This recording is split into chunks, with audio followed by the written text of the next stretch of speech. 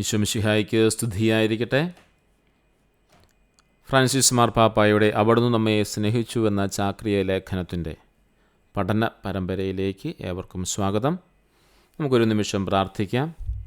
ഈശോയുടെ മാധുര്യമുള്ള തിരുഹൃദയമേ, ഞങ്ങളുടെ സ്നേഹമായിരിക്കണമേ. ഇന്നേ ദിവസം നമ്മൾ പഠിക്കുന്നത് 130 മുതൽ 142 വരെയുള്ള ഖണ്ഡികകളാണ്. ഇന്നലെ പറഞ്ഞിരുന്നു 2 വിശുദ്ധരെക്കുറിച്ച്, വിശുദ്ധ ചാൾസ് ഡി ഫുക്കോയും അതുപോലെ വിശുദ്ധ കൊച്ചുറേസ്യയും. 130 മുതൽ 132 വരെ ഈശോ സ്നേഹം എന്ന പേരിൽ വിശുദ്ധ ചാൾസ് ഡി ഫുക്കോയുടെ ആത്മീയ വളർച്ച അല്ലെങ്കിൽ തിരുഹൃദയ ഭക്തിയെക്കുറിച്ച്, അതിൻ്റെ പ്രാധാന്യത്തെക്കുറിച്ച് വ്യക്തമാക്കുമ്പോൾ 133 മുതൽ 142 വരെയുള്ള ഭാഗങ്ങളിൽ ഉണ്ണീശോയുടെ വിശുദ്ധ തെരേസയെക്കുറിച്ചുമാണ് നമ്മൾ കാണുക.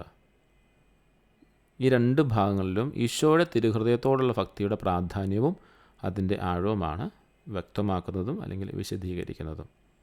വിശുദ്ധ ചാൾസ് ഡി ഫുക്കോയും വിശുദ്ധ കൊച്ചുറേസ്യയും ഈ ഭക്തിയെ എങ്ങനെ തങ്ങളുടെ ജീവിതത്തിൽ ആഴമായി ഉൾക്കൊണ്ടു എന്നാണ് ഈ ഭാഗങ്ങളിലൂടെ വ്യക്തമാക്കാനായിട്ട് ആഗ്രഹിക്കുക.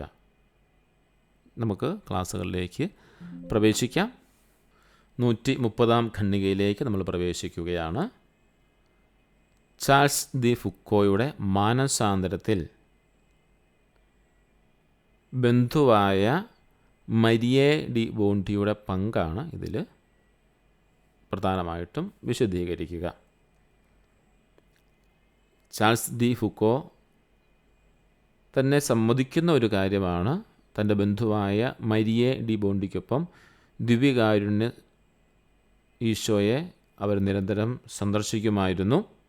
അങ്ങനെ ഒരു സന്ദർശിക്കുന്ന അവസരത്തിലാണ് ചാൾസിന് ഈ മരിയയാണ് തിരുഹൃദയത്തിൻ്റെ ഒരു രൂപം ഒരു ദിവസം കാണിച്ചു കൊടുത്തതെന്ന് സമ്മതിക്കുന്നുണ്ട്. തൻ്റെ മാനസാന്തരത്തിന് മരിയെ ഒരു മുഖ്യ പങ്കു വഹിച്ചുവെന്ന് ചാൾസ് ഡി ഫുക്കോ പറയുകയാണ്. ഈശോയുടെ സ്നേഹത്തെക്കുറിച്ചുള്ള തീവ്രമായ അവബോധം മരിയയാണ് ഈ വിശുദ്ധ ചാൾസ് ഡി ഫുക്കോയിൽ ഉണർത്തിയത് എന്ന് വിശുദ്ധൻ തന്നെ നമ്മോട് പറയുന്നുണ്ട്.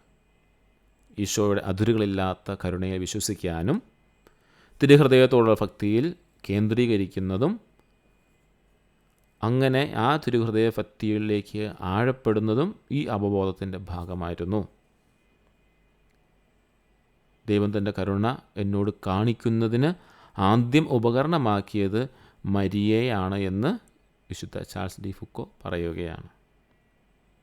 എന്നിട്ട് തുടർന്ന് പറയുന്നു, വിശുദ്ധമായ വഴികൾ പഠിപ്പിച്ച എന്നെ നീ മാനസാന്തരപ്പെടുത്തിയില്ലായിരുന്നുവെങ്കിൽ ഞാൻ എവിടെയാകുമായിരുന്നു.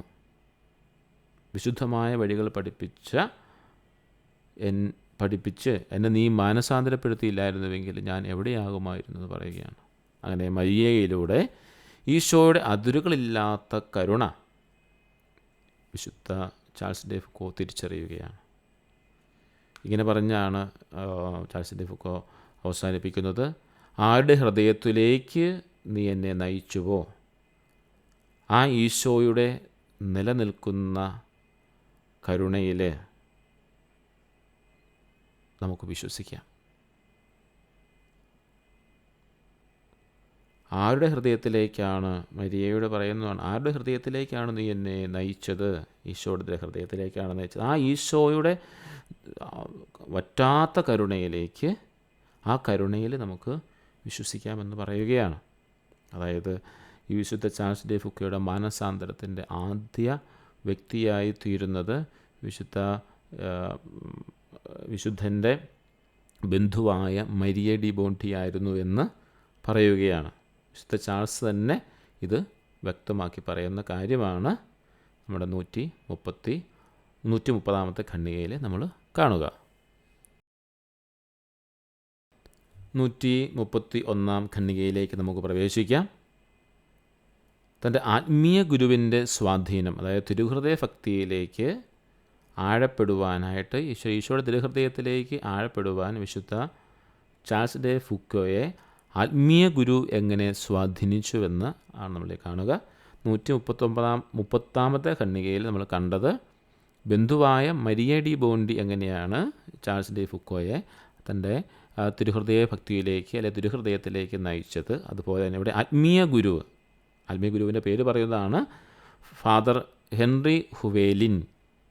ആ ആത്മീയ ഗുരു തിരുഹൃദയത്തിൻ്റെ അമൂല്യമായ രഹസ്യത്തെക്കുറിച്ച് ആ അറിവ് കൂടുതൽ ആഴത്തിലാക്കാൻ സഹായിച്ചു എന്നാണ് പറയുക. അതായത് ചാൾസിൻ്റെ ആത്മീയ ഗുരുവായിരുന്ന ഫാദർ ഹെൻറി ഹുവേലിൻ തിരുഹൃദയത്തിൻ്റെ അമൂല്യമായ രഹസ്യത്തെക്കുറിച്ചുള്ള ചാൾസിൻ്റെ അറിവുണ്ട്, അതിനെ കൂടുതൽ ആഴത്തിലാക്കാനായിട്ട് സഹായിച്ചു എന്നാണ് പറയുക. തിരുഹൃദയത്തിൻ്റെ വിലമതിക്കാനാവാത്ത രഹസ്യത്തെക്കുറിച്ച് മനസ്സിലാക്കാൻ സാധിച്ചു. അതെങ്ങനെയാണെന്ന് ചോദിച്ചാൽ അത് ആവർത്തിച്ച് ഈശോയുടെ തിരുഹൃദയത്തെക്കുറിച്ച് ഈ ആത്മീയ ഗുരു പറഞ്ഞുകൊണ്ടേയിരുന്നു. അങ്ങനെ 1889 ജൂൺ 6 ചാൾസ് സ്വയം തിരുഹൃദയത്തിന് സമർപ്പിക്കുകയും അതിൽ അതിരുകളില്ലാത്ത സ്നേഹം കണ്ടെത്തുകയും ചെയ്യുകയാണ്. ഈ ആത്മീയ ഗുരു ആവർത്തനത്തിലൂടെ ഈശോയുടെ തിരുഹൃദയത്തിൻ്റെ സ്നേഹത്തിൻ്റെ ആവർത്തനത്തിലൂടെ വിശുദ്ധ ചാൾസ് ഡി ഫുക്കോയുടെ ഹൃദയത്തിലേക്ക് ഉണ്ടായിരുന്ന ഈശോയുടെ സ്നേഹത്തിൻ്റെ രഹസ്യത്തെ, അമൂല്യമായ തിരുഹൃദയത്തിൻ്റെ രഹസ്യത്തെ കൂടുതൽ ആഴത്തിലാക്കി കൊടുത്തു എന്നുള്ളതാണ്. അങ്ങനെ ക്രിസ്തു നൽകിയ നന്മകളെയും അവിടുത്തെ അതിരുകളില്ലാത്ത സ്നേഹത്തെയും ഔദാര്യത്തെയും കുറിച്ച് അദ്ദേഹം നന്ദിയോടെ സംസാരിക്കുകയാണ്. താൻ ഈശോയുടെ തിരുഹൃദയത്തിൻ്റെ പേരിൽ ഒരു സന്യാസിയാകേണ്ടിയിരുന്നു എന്ന് അദ്ദേഹം പറയുകയാണ്. ഈ കാര്യമാണ് ആത്മീയ ഗുരു എങ്ങനെയാണ് തൻ്റെ ജീവിതത്തിൽ ഈശോയുടെ തിരുഹൃദയത്തിൻ്റെ സ്നേഹത്തിലേക്ക് ആഴപ്പെടാൻ സാധിച്ചത് എന്ന് മനസ്സിലാക്കുന്നു. ഇതിൻ്റെ പ്രധാനപ്പെട്ട കാര്യമെന്ന് പറയുന്നത് ആത്മീയ ഗുരുവായ ഫാദർ ഹെൻറി ഹുവേലിൻ ചാൾസിനോട് ആവർത്തിച്ച് ഈശോയുടെ തിരുഹൃദയത്തെക്കുറിച്ച് പറഞ്ഞതുകൊണ്ടാണ്. പ്രിയ സഹോദരരെ, നമ്മളും ഈ 131 വരെയുള്ള ഖണ്ഡികകളിലൂടെ നമ്മൾ യാത്ര ചെയ്തു വന്നപ്പോൾ എല്ലാ ഖണ്ഡികയിലും നമ്മൾ ആവർത്തിച്ച് കേൾക്കുന്ന ഒരു കാര്യം ഇതാണ്: ഈശോയുടെ തിരുഹൃദയത്തെക്കുറിച്ചും ആ തിരുഹൃദയത്തിൻ്റെ സ്നേഹത്തെക്കുറിച്ചും അതിൻ്റെ ആഴങ്ങളിലെക്കുറിച്ച് തന്നെയാണ്. അങ്ങനെ ആത്മീയ ഗുരുവായ ഫാദർ ഹെൻറി ഹുവേലിൻ ഈശോ തിരുഹൃദയത്തെക്കുറിച്ച് ആവർത്തിച്ച് പറഞ്ഞപ്പോൾ ചാൾസ് ചെയ്തൊരു കാര്യം 1889 ജൂൺ 6 ചാൾസ് സ്വയം തിരുഹൃദയത്തിന് സമർപ്പിക്കുകയാണ്. ഇതിലൂടെ പരിശുദ്ധ പിതാവും ഈ പല ഖണ്ഡികയിലൂടെ ആവർത്തിച്ച് പറയുന്നതിലൂടെ നമ്മളെയും ഈ പരിശുദ്ധ പിതാവ് ആഗ്രഹിക്കുന്ന കാര്യം എന്താണെന്ന് ചോദിച്ചാൽ ഇത്രയേ ഉള്ളൂ: നമ്മളെയും ഈ ചാൾസ് ഈശോയുടെ തിരുഹൃദയം സമർപ്പിച്ചതുപോലെ നമ്മളെയും ഈശോയുടെ തിരുഹൃദയത്തിന് പൂർണ്ണമായി സമർപ്പിക്കുകയും അതിരുകളില്ലാത്ത സ്നേഹം നമ്മളതിൽ കണ്ടെത്തുകയും ചെയ്യണം തന്നെയാണ്.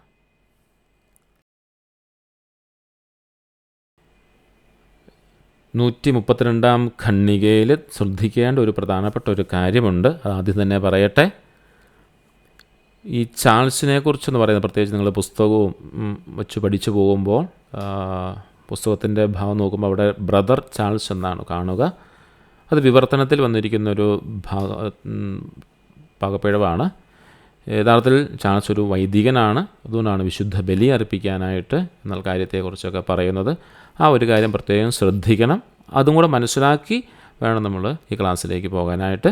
അതുകൊണ്ട് നമുക്ക് ഈ ചാൾസ് എന്ന് പറയുന്നത്, ചാൾസ് ഡി ഫുക്കോ എന്ന് പറയുന്ന വിശുദ്ധ ചാൾസ് ഒരു വൈദികനായിരുന്നു എന്നൊരു കാര്യം കൂടി ഓർക്കുക. അന്നത്തെ കാലഘട്ടത്തിൽ സന്യാസിമാരെ ബ്രദർമാരൊന്നും ഒക്കെ വിളിക്കുന്നുണ്ട്. ഇന്നും നമുക്ക് ആ കാര്യങ്ങളൊക്കെ കാണാനായിട്ട് സാധിക്കും. അപ്പം അതുകൊണ്ട് ഒന്ന് മനസ്സിലാക്കിയിട്ട് വേണം ഈ തുടർന്ന് വരുന്ന ക്ലാസ്സിലേക്ക് നമുക്ക് പ്രവേശിക്കാനായിട്ട്. നമുക്ക് 132 ഖണ്ഡികയിലേക്ക് തുടർന്ന് പ്രവേശിക്കാം. 132 ഖണ്ഡികയിലേക്ക് നമ്മൾ പ്രവേശിക്കുകയാണ്. വിശുദ്ധ ചാൾസ് ഡി ഫുക്കോയ്ക്ക് ഈശോയുമായുള്ളൊരു ഹൃദയബന്ധത്തെക്കുറിച്ചാണ് ഇവിടെ പറയുന്നത്. 1906 മെയ് 17 സംഭവിച്ച ഒരു കാര്യമാണ്. വിശുദ്ധ ചാൾസ് ഡി ഫുക്കോ ഒരു പ്രതിജ്ഞ എഴുതുകയാണ്. അതിൻ്റെ പുറകിലുള്ളൊരു ചരിത്രം എന്ന് പറയുന്നത് ഇതാണ്. അന്നത്തെ കാലഘട്ടത്തിൽ ചാൾസ് ഡി ഫുക്കോ ഒരു അച്ഛനാണ്. മരുഭൂമിയിൽ ഒറ്റയ്ക്കായിരുന്ന ഒരു ജീവിതക്രമമായിരുന്നു. ആ ഒരു കാലഘട്ടത്തിൽ മാമുദീസ സ്വീകരിച്ച ഒരു വ്യക്തിയെങ്കിലും കൂടെയില്ലാതെ ആ വൈദികന് അന്ന് ഒരു ബലിയർപ്പിക്കാനായിട്ട് സാധിക്കില്ല. ആ മാമോദീസ സ്വീകരിച്ചയാൾ വിശുദ്ധ ബലി കുർബാന സ്വീകരിക്കണമോ വേണ്ടതെന്നല്ല, പക്ഷേ ഒരാളുടെ സാന്നിധ്യം അവിടെ ആവശ്യമാണ്. അന്നായിരുന്നു അന്നത്തെ ആ ലിത്തീൻ ക്രമത്തിലെ ഒരു നിയമം അതായിരുന്നു. അപ്പോൾ അങ്ങനെ ഒരു ദിവസം താൻ ഒറ്റയ്ക്കായിരുന്നു കൊണ്ട്, അതായത് അങ്ങനെ കൂടെ ആരെയും കിട്ടാതിരുന്നത് കൊണ്ട് അന്ന് ബലിയർപ്പിക്കാൻ സാധിക്കാതെ വന്നൊരു ദിവസം എഴുതിയ പ്രതിജ്ഞയാണ്. അങ്ങനെയാണ് നമ്മളത് മനസ്സിലാക്കേണ്ടത്. അല്ലാതെ മറ്റെന്തെങ്കിലും കാരണത്താൽ ബലിയർപ്പിക്കാൻ സാധിക്കാതെ പോയി, കുർബാന അർപ്പിക്കാൻ സാധിക്കാതെ പോയതൊന്നുമില്ല. ബലിയർപ്പിക്കാൻ ആഗ്രഹിച്ചിരുന്നു, പക്ഷേ അന്നേ ദിവസം തൻ്റെ കൂടെയായിരിക്കാനായിട്ട് ഒരാളുടെ പോലും ഒരു സാന്നിധ്യം, മാമോദീസ സ്വീകരിച്ച ഒരാളുടെ പോലും ഒരു സാന്നിധ്യം കിട്ടാതെ വന്ന സമയത്ത്, അതുകൊണ്ടാണ് പറയുന്നത് താൻ ഒറ്റയ്ക്കായിരുന്നത് കൊണ്ട് മാത്രം വിശുദ്ധ കുർബാന അർപ്പിക്കാൻ സാധിക്കാത്ത ദിവസം വിശുദ്ധ ചാൾസ് ഒരു പ്രതിജ്ഞ എഴുതി. ആ പ്രതിജ്ഞ ഇതാണ്: ഈശോയുടെ ഹൃദയം എന്നിൽ വസിക്കട്ടെ. അങ്ങനെ ഇനി ജീവിക്കുന്നത് ഞാനല്ല, നസ്രത്തിൽ ജീവിച്ച ഈശോയാണ്, അല്ലെ ഈശോയുടെ ഹൃദയമാണ് എന്നിൽ വസിക്കുന്നത്. ഈശോയുടെ ഹൃദയം എന്നിൽ വസിക്കട്ടെ. അങ്ങനെ ഇനി ജീവിക്കുന്നത് ഞാനല്ല, നസ്രത്തിൽ ജീവിച്ച ഈശോയുടെ ഹൃദയമാണ് എന്നിൽ വസിക്കുന്നത്. ഇത് പറയുകയാണ്, നസ്രത്ത് ജീവിതത്തോടുള്ള ഒരു ആകർഷണമാണ് എന്ന് വിശുദ്ധൻ എടുത്തു പറയുകയാണ്. ഈശോയുമായിട്ടുള്ള സൗഹൃദവും ഹൃദയത്തോട് എന്ന വിധത്തിലുള്ള വ്യക്തിപരമായ ഭക്തിയും ഈ വിശുദ്ധനെ സംബന്ധിച്ച് വലിയ ഒരു പ്രചോദനമാണ്. വലിയ പ്രചോദനമായിട്ടാണ് വരിക ഈശോയുമായുള്ള സൗഹൃദം. ഹൃദയത്തോടെന്ന വിധത്തിലുള്ള വ്യക്തിപരമായൊരു ഭക്തി. തിരുഹൃദയഭക്തിയെക്കുറിച്ച് പറയുമ്പോൾ എപ്പോഴും പറയുന്ന കാര്യം ഇതാണല്ലോ, ഈ ഒരു വ്യക്തിപരമായൊരു ബന്ധത്തിലേക്ക് കൂടി ഇതിനെ കൊണ്ടുവരണം എന്നാണ് പറയുന്നത്. ഈശോയുമായുള്ള വ്യക്തിപരമായ ബന്ധം കൂടിയിട്ടാണ് പോവുക. അങ്ങനെ അമൂർത്തമായും മാറി നിൽക്കുന്ന ഒരു സ്നേഹമല്ല എന്ന് മുൻ ക്ലാസ്സുകൾ നമ്മൾ പഠിച്ചിരുന്നു. സമീപസ്ഥനായിരിക്കുന്നവനാണ്. നമുക്ക് വചനഭാഗം മത്തായിയുടെ സുവിശേഷവും മർക്കോസിൻ്റെ സുവിശേഷവും ഒക്കെ എടുത്തു വെച്ചുകൊണ്ട് നമ്മളെ പഠിപ്പിച്ചു. സമീപസ്ഥനാണ്, സ്പർശിക്കുന്നവനാണ്, അടുത്തിരിക്കുന്നവനാണ്, അങ്ങനെ പറഞ്ഞ് ഈശോയുടെ സാമീപ്യത്തെക്കുറിച്ച് പറയുന്നുണ്ട്. വ്യക്തിപരമായ ഒരു ഭക്തിയാണ്, വ്യക്തിപരമായ സ്നേഹത്തെക്കുറിച്ചാണ് പറയുന്നത്. അങ്ങനെ ക്രിസ്തുവിനോട് അനുരൂപപ്പെട്ട് അവിടുത്തെ അനുകരിച്ച് ജീവിക്കാനുള്ള ആഗ്രഹത്തിന് പിന്നിൽ, അതായത് വിശുദ്ധൻ്റെ പിന്നിൽ, ആ ആഗ്രഹത്തിന് പിന്നിൽ ഈശോയുടെ നസ്രത്തിലെ ജീവിതം വളരെ പ്രചോദനം നൽകിയെന്നാണ് പറയുന്നത്. ഈശോയുടെ നസ്രത്തിലെ ജീവിതത്തിന് രണ്ട് കാര്യങ്ങളാണ് അദ്ദേഹം പറയുക ഈ പ്രചോദനം ലഭിച്ചത്. ഒന്ന്, നസ്രത്തിലെ ജീവിതം ലളിതമാണ്, അതോടൊപ്പം തന്നെ കഠിനവുമായ ജീവിതം. ഇത് വലിയൊരു പ്രചോദനം നൽകിയെന്നാണ് വിശുദ്ധൻ പറയുക. ഈ ദിവസങ്ങളിൽ പ്രത്യേകിച്ച് 139 ഖണ്ഡികയിൽ 130-ലും 31-ലും ബന്ധുവിൻ്റെ ഒരു സ്വാധീനവും ആത്മീയ ഗുരുവിൻ്റെ സ്വാധീനവും തിരുഹൃദയഭക്തിയിലേക്ക് ചാൾസിനെ നയിച്ചതിനെക്കുറിച്ച് പറഞ്ഞ ശേഷം 132 1906 മെയ് 7 സംഭവിച്ചൊരു കാര്യം വിശുദ്ധീകരിച്ചുകൊണ്ട് എങ്ങനെയാണ് തൻ്റെ ജീവിതത്തെ തിരുഹൃദയത്തിന് സമർപ്പിച്ചതെന്ന് പറയുകയാണ്. ഈശോയുടെ തിരുഹൃദയത്തോടുള്ള ഈ സ്നേഹനിർഭരമായ ഭക്തി അദ്ദേഹത്തിൻ്റെ ജീവിത രീതിയിൽ വലിയ സ്വാധീനം ചെലുത്തിയെന്ന് പരിശുദ്ധ പിതാവും പ്രത്യേകമായിട്ട് നമ്മെ ഓർമ്മിപ്പിക്കുകയാണ്. ക്രിസ്തുവിൻ്റെ തിരുഹൃദയവുമായുള്ള വ്യക്തിപരമായ ബന്ധത്താലാണ് അദ്ദേഹത്തിൻ്റെ നസ്രത ജീവിതം പോഷിപ്പിക്കപ്പെട്ടു എന്ന് പറയുന്നു. അതായത് ആ ഒരു ലളിതവും കഠിനവുമായൊരു ജീവിതക്രമത്തിലേക്ക് പോകാനായിട്ട് വിശുദ്ധ ചാൾസ് ഡെ ഫുക്കോയ്ക്ക് സാധിച്ചത് ഈശോയുടെ തിരുഹൃദയവുമായുള്ള വ്യക്തിപരമായ ബന്ധത്തിൽ നിന്നാണ്. അങ്ങനെ നമ്മോടും പരിശുദ്ധ പിതാവ് ആവശ്യപ്പെടുന്നൊരു കാര്യം മറ്റൊന്നുമല്ല, ഈശോയുടെ തിരുഹൃദയത്തോടുള്ള ഒരു സ്നേഹനിർഭരമായ ഭക്തി ഈ ചാൾസ് ഡെ ഫുക്കോ വളർത്തിയെടുത്തതുപോലെ നമ്മുടെ ജീവിതത്തിലും വളർത്തിയെടുക്കണം. അങ്ങനെ ഒരു വ്യക്തിപരമായ ബന്ധത്തിൽ ഈശോയോടായിരിക്കുമ്പോൾ ഈശോ നൽകുന്ന ധാരാളം പ്രചോദനങ്ങളുണ്ട്. അതാണ് നമ്മുടെ പ്രേക്ഷിത ദൗത്യമെന്ന് പറയുന്നത്. അതിലേക്ക് നമുക്ക് വരാം. വിശുദ്ധ കൊച്ചറീസയിലേക്ക് വരുമ്പോൾ നമ്മൾ കാണുന്ന കാര്യം ഇതാണ്. ഒരു പ്രേക്ഷിത ദൗത്യം നമുക്കുണ്ട്, ഒരു മിഷണറി സീൽ, ആ ഒരു കാര്യം നമുക്കുണ്ട്. ആ കാര്യത്തെക്കുറിച്ച് നമുക്ക് തുടർന്ന് വരുന്ന ഖണ്ഡികയിൽ കാണുകയും ചെയ്യാം.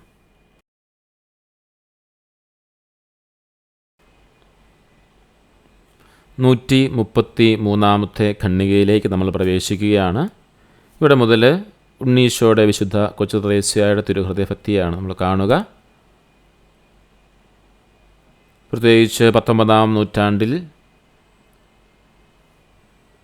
ഫ്രാൻസിൽ വീശിയടിച്ച ഭക്തിയുടെ വലിയ നവീകരണത്തിൽ ആകൃഷ്ടിയായ വ്യക്തിയാണ് വിശുദ്ധ കൊച്ചുത്രേസ്യ. വിശുദ്ധ ചാൾസ് ഡി ഫുക്കയെ പോലെ തന്നെ ഈ തിരുഹൃദയ ഭക്തിയിലേക്ക് കൂടുതൽ തീക്ഷ്ണതയോടെ ഇറങ്ങി വരുന്നതിന് വിശുദ്ധ കൊച്ചുത്രേസ്യയും കടന്നുപോയ ചില മേഖലകളുണ്ട്. എങ്ങനെയാണ് ആ സ്വാധീനം വിശുദ്ധ കൊച്ചുത്രേസ്യയിലേക്ക് വന്നതെന്ന് നമുക്ക് കാണുന്നുണ്ട്. മുൻ ഖണ്ഡികകളിൽ നമ്മൾ കണ്ട കാര്യം ഇതാണ്. വിശുദ്ധ ചാൾസ് ഡി ഫുക്കോയ്ക്ക് ബന്ധുവിൻ്റെയും ആത്മീയ പിതാവിൻ്റെയും ഒക്കെ സ്വാധീനം എങ്ങനെ ഈ തിരുഹൃദയ ഭക്തിയിലേക്ക് വളരാനായിട്ട് സാധിച്ചു എന്ന്. അതുപോലെ തന്നെ വിശുദ്ധ കൊച്ചുത്രേസ്യയ്ക്കും ആ ഒരു പലരുടെ സ്വാധീനങ്ങളുണ്ടായിരുന്നു. പ്രത്യേകിച്ചും ആദ്യം നമ്മൾ തുടങ്ങുന്നത് അവളുടെ കുടുംബത്തിൻ്റെ ആത്മീയ പിതാവായിരുന്ന ഫാദർ ആൽമിയർ പിഷോൺ തിരുഹൃദയത്തിൻ്റെ അർപ്പണബോധമുള്ളൊരു പ്രേക്ഷിതനായിരുന്നുവെന്ന് പറഞ്ഞുകൊണ്ടാണ്. അപ്പോൾ ആ ആത്മീയ പിതാവിൻ്റെ ഒരു നല്ലൊരു സ്വാധീനം വിശുദ്ധ കൊച്ചുത്രേസ്യയിൽ ഉണ്ടായിരുന്നു എന്ന് നമ്മൾ കാണുക. അവളുടെ സഹോദരി തിരുഹൃദയത്തിൻ്റെ സിസ്റ്റർ മരിയ എന്ന സന്യാസനാമം സ്വീകരിക്കുകയും അതേ മാസം തന്നെ തെരേസായും തിരുഹൃദയത്തിന് സമർപ്പിക്കപ്പെട്ട സഭയിൽ അംഗമാവുകയും ചെയ്തു. എന്നിരുന്നാലും അവളുടെ ഭക്തി ആ കാലഘട്ടത്തിലെ സാധാരണ ഭക്താനുഷ്ഠാനത്തിൽ നിന്നും വ്യത്യസ്തമായി സ്വന്തമായ സവിശേഷതകൾ ഉൾക്കൊള്ളുന്നതായിരുന്നുവെന്ന് എടുത്തു പറയുന്നുണ്ട്. പ്രത്യേകിച്ച് ഈ 133-ാമത്തെ ഖണ്ഡികയിൽ ആ കാര്യം മനസ്സിലാക്കേണ്ടത് അവരുടെ കുടുംബത്തിൻ്റെ ആത്മീയ പിതാവായിരുന്ന ഫാദർ ആൽമിയർ പിഷോൺ ഈ വിശുദ്ധ കൊച്ചുത്രേസ്യയെ ഈശോയുടെ തിരുഹൃദയത്തിൻ്റെ ഒരു ഭക്തിയിലേക്ക് വളർത്താനായിട്ടുള്ള ആദ്യത്തെ പ്രേരക ശക്തിയായി എന്ന് നമുക്ക് കാണാനായിട്ട് സാധിക്കും. 134-ാം ഖണ്ഡികയിലേക്ക് നമുക്ക് പ്രവേശിക്കാം.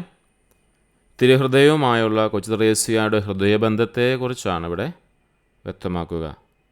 15 വയസ്സുള്ളപ്പോൾ തന്നെ അവളുടെ ഹൃദയം ഈശോയുടെ ഹൃദയവുമായി ചേർന്ന് മിടിക്കുന്നുവെന്ന് അവൾക്ക് പറയാൻ സാധിച്ചു എന്നുള്ളതാണ്.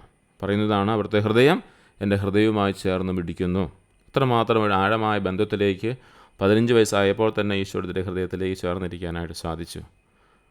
2 വർഷത്തിനു ശേഷം, അതായത് 17 വയസ്സായപ്പോൾ മുൾക്കിരീടമണിഞ്ഞ ക്രിസ്തുവിൻ്റെ തിരുഹൃദയത്തിൻ്റെ രൂപത്തെക്കുറിച്ച് അവൾ തൻ്റെ സഹോദരി സെലീൻ എഴുതുകയാണ്, ഒരു കത്തെഴുതുകയാണ്. അതിൽ പറയുന്ന കാര്യം ഇതാണ്: എല്ലാവരെയും പോലെയല്ല ഞാൻ തിരുഹൃദയത്തെ കാണുന്നത്. എൻ്റെ ജീവിത പങ്കാളിയുടെ ഹൃദയം എൻ്റേതു മാത്രമാണെന്നും എൻ്റേത് അവിടത്തേക്കുള്ളതാണെന്നും ഞാൻ കരുതുകയാണ്. തൻ്റെ ജീവിത പങ്കാളിയെപ്പോലെ ഈശോയെ കണ്ടുകൊണ്ട് ആ ഹൃദയത്തെ സ്നേഹിക്കുന്ന വിശുദ്ധ കൊച്ചുത്രേസ്യയാണ് നമ്മുടെ കാണുക. ഹൃദയവും തമ്മിലുള്ള ഈ ഏകാന്തതയിൽ അവൾ ക്രിസ്തുവിനോട് സംസാരിക്കുകയും ഒരിക്കൽ മുഖാമുഖം കണ്ടവനെ ധ്യാനിക്കാൻ കഴിയുമെന്ന് പ്രത്യാശയോടെ കാത്തിരിക്കുകയും ചെയ്യുന്നു.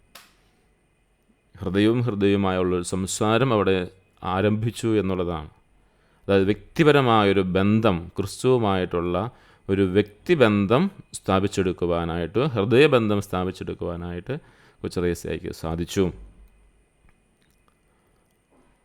അത്രമാത്രം തിരുഹൃദയവുമായിട്ട് കൊച്ചുത്രേസ്യ ഒന്നായി ലയിച്ചു. അങ്ങനെ ആ ഒരു ലയനത്തെക്കുറിച്ചാണ് ഇവിടെ ഈ ഖണ്ഡികയിൽ പ്രത്യേകമായിട്ട് നമ്മെ പറഞ്ഞ് പഠിപ്പിക്കുന്നത്. 135-ാം ഖണ്ഡികയിലേക്ക് നമുക്ക് പ്രവേശിക്കാം. സ്വന്തം ത്യാഗപ്രവൃത്തികളിൽ ആശ്രയിക്കാതെ സൗഹൃദത്തിൻ്റെയും മനോവിശ്വാസത്തിൻ്റെയും അടിസ്ഥാനത്തിലുള്ള തിരുഹൃദയഭക്തി വിശുദ്ധ കൊച്ചുത്രേസ്യ ഒരു കവിതയിലൂടെ വെളിപ്പെടുത്തുകയാണ്. ആ കവിതയിൽ തൻ്റെ ബലഹീനതകളെ പോലും സ്നേഹിക്കുന്ന, തന്നെ ഒരിക്കലും ഉപേക്ഷിക്കാത്ത, തൻ്റെ സഹോദരനാകാനും ഉൾക്കൊള്ളാനും കഴിയുന്ന ഒരു ദൈവത്തെയാണ് അവൾക്ക് വേണ്ടതെന്ന് പറയുകയാണ്. തൻ്റെ എല്ലാ നന്മകളും അയോഗ്യമാണെന്ന് സംബന്ധിച്ചുകൊണ്ട് സ്നേഹത്താൽ ജ്വലിക്കുന്ന ദൈവത്തിൻ്റെ ഹൃദയം അവൾ തിരഞ്ഞെടുക്കുന്നു. അവിടെയാണ് തൻ്റെ ശുദ്ധീകരണ സ്ഥലം കണ്ടെത്തുന്നത് എന്നും അവൾ പറയുകയാണ്. അതായത് സ്വന്തമായ ത്യാഗപ്രവൃത്തികളിലേക്ക് ഒത്തിരി കടന്നു പോകാതെ ഒരു വ്യക്തിപരമായ ബന്ധത്തിലൂടെ തൻ്റെ സ്നേഹത്തെ, ഈശോയുടെ ആ സ്നേഹത്തെ തിരിച്ചറിയാനായിട്ട് ആഗ്രഹിക്കുന്ന ഒരു കൊച്ചുത്രേസ്യയാണ് നമ്മളിവിടെ കാണുക. അതിൻ്റെ കവിത ഇങ്ങനെ എഴുതുകയാണ്. 1895 ഈ കവിത കൊച്ചുത്രേസ്യ തന്നെ എഴുതുന്നത്. എൻ്റെ കാര്യങ്ങൾ ഇങ്ങനെയാണ് നമുക്ക് കാണാം. എനിക്ക് വേണം വാത്സല്യത്താൽ ജ്വലിക്കുന്ന ഹൃദയമുള്ള, എപ്പോഴും എനിക്ക് താങ്ങായിരിക്കുന്ന, എന്നിലുള്ള സകലതിനെയും എൻ്റെ ബലഹീനതകളെ പോലും സ്നേഹിക്കുന്ന, എന്നെ ഒരിക്കലും രാവിലോ പകലിലോ ഉപേക്ഷിക്കാത്ത, എൻ്റെ സ്വഭാവം ഇഷ്ടപ്പെടുന്ന, എൻ്റെ സഹോദരനാകാനും എന്നെ ഉൾക്കൊള്ളാനും കഴിയുന്ന ഒരു ദൈവത്തെ എനിക്ക് വേണം. ഞാൻ അറിയുന്നു എൻ്റെ എല്ലാ നന്മകളും അങ്ങയുടെ മുമ്പിൽ യോഗ്യതയില്ലാത്തവ തന്നെ.